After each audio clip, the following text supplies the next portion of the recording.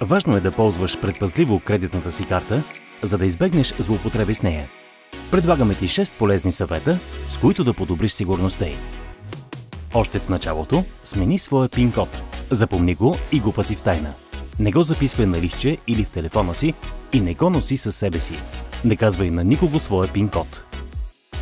Ако установиш, че картата ти липсва, веднага се свържи с издателя й, за да я блокира.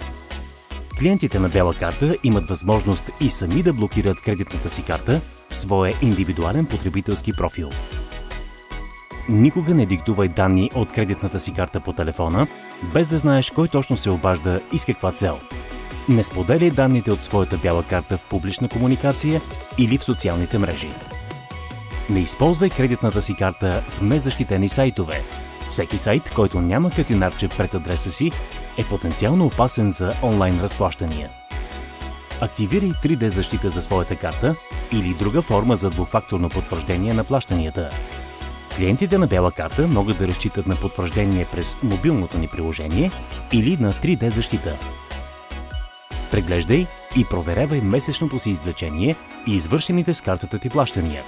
В случай, че има плащане, което не си извършил, незабавно задействай процедура за оспорване на транзакция.